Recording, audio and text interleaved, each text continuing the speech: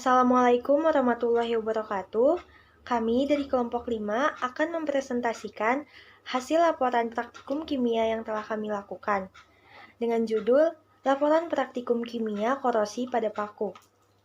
Nama anggotanya ada Aisyah Salsabila, absen 2, Clarissa Arinindya, absen 10, Faras Fadia, absen 13, dan Indah Farah Ashila, absen 17. Tujuan kami melakukan praktikum ini adalah yang pertama, untuk mengetahui faktor-faktor apa saja yang menyebabkan paku mengalami korosi. Yang kedua, untuk mengetahui dampak yang ditimbulkan dan cara mencegah terjadinya korosi pada paku. Dan yang terakhir, untuk mengetahui proses perkaratan pada paku. Alat dan bahan. Alat-alat yang diperlukan dalam praktik tersebut adalah: pertama, siapkan 5 gelas plastik, kemudian plastik untuk menutupi gelas, lalu siapkan karet, paku, ampas, dan gunting. Bahan-bahan yang diperlukan adalah 1 air mentah, 2 air matang, 3 larutan sabun, 4 larutan garam, dan terakhir minyak goreng. Langkah kerja praktikum uji korosi pada paku.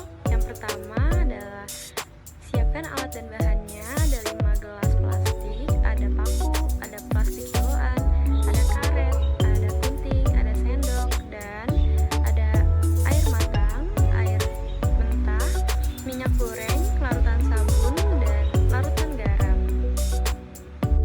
Setelah diampas, paku dimasukkan ke dalam masing-masing gelas yang sudah diberi label sesuai dengan isinya. Lalu amplas paku yang akan digunakan.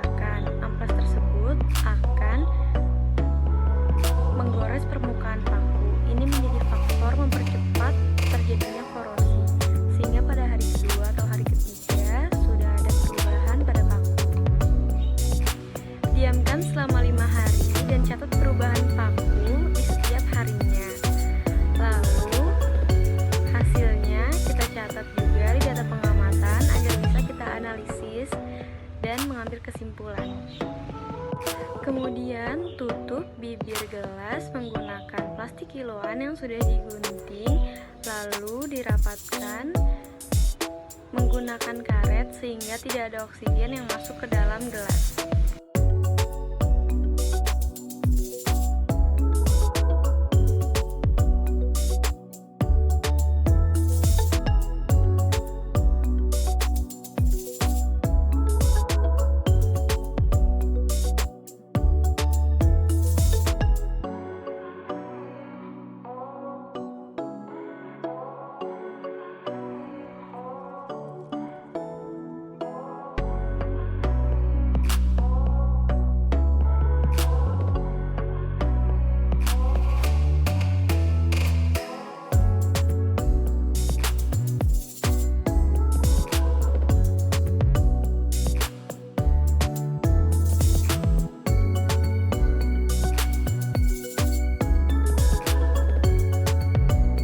Pada hari pertama tidak terjadi perubahan pada kelima larutan.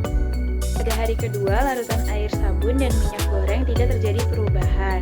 Pada air matang dan larutan air garam ada sedikit perubahan. Pada air mentah ada agak banyak perubahan.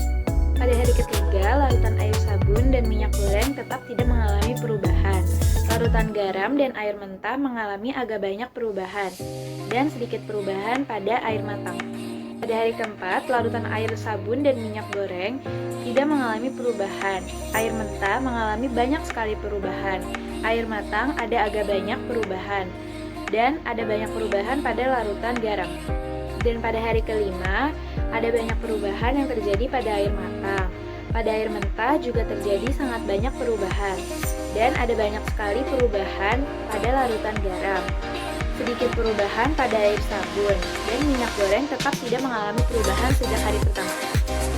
Setelah diamati, dapat dilihat bahwa paku yang berada di dalam air garam, air mentah, dan air matang terjadi perubahan warna, yaitu warna kuning dan kemerahan. Hal ini terjadi karena adanya oksidasi oksigen dan korosi yang berlarut di dalam air. Sedangkan korosi pada paku yang berada di dalam air sabun dan minyak goreng terjadi sedikit korosi. Hal ini terjadi karena air sabun bersifat basah dan minyak goreng adalah inhibitor penghambat terjadinya korosi. Kesimpulan, Dari PPT tersebut dapat disimpulkan bahwa faktor penyebab terjadinya korosi adalah karena pengaruh dari elektrolisit seperti garam. Cara pencegahannya bisa dengan melapisi logam, menggunakan minyak, dan hindari kontak langsung besi dengan air sehingga tidak bereaksi dengan oksigen.